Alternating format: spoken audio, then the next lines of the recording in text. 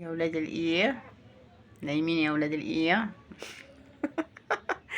حبايبي نايمين وانا واقفه بره بصب المواعين وحاطه ايدي في الميه الساقعه وهم حاطين ايديهم في البطانيه. حبايبي حبايبي، نوم الهنا والسعد على قلوبكم يا روحي، نوم الهنا والسعد يا قلبي. ما هو ده الصراحه، يعني احنا بنعمل علشان ايه؟ عشان ندفي ولادنا، ودول ولادي يعني لازم ادفيهم، مش كده؟ لازم ادفي الاولاد، صح يا تحتي؟ بتحشي ايه؟ ربنا يستر عليك يا تحشي. النهارده هجيب لها علاج عشان عندها برد فظيع، فربنا يستر عليها يا رب، ربنا يستر عليها ويطلع برد بس ما يكونش حاجه تانية بقى. ربنا يستر، عشان أنا اتكويت كده الكام يوم اللي فاتوا دولت واستويت صراحه من الدكاتره، راحه جايه رايحه جايه، بس ربنا يجعله بفايده ان شاء الله. يلا بقى شوف اللي مستنياني فوق دي كده. بص بقى،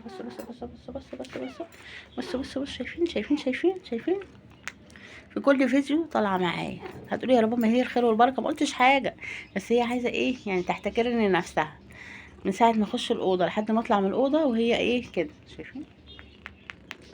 يا خلاص وناس بيضه نانا يا حبايبي تربينا. خلاص يا قلبي. بص انا هقولك، انا دلوقتي هطلع اطفي النور، انت لسه واكله صح؟ خلينا نتفق. هطلع اطفي النور.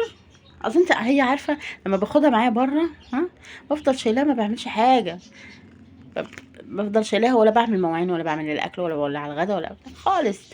لكن انا هطفي النور دلوقتي، هتنعسي هتنعسي، ده مش غدر، لا يعني ده عشان بس تنعسي شويه قبل انا ما اعمل لكم الاكل يتوتوا.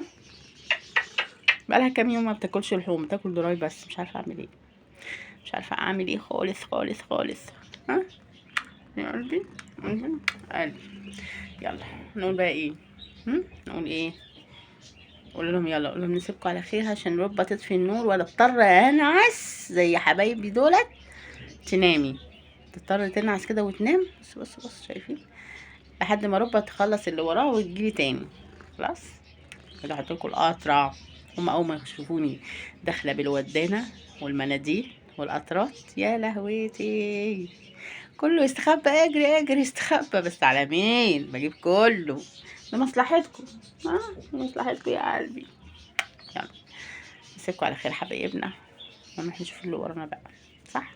صح يا قلبي رباب، يا خلاص يلا بيتا. يلا نامي ننا بقى، نامي يلا، اقعدي نامي، اقعدي.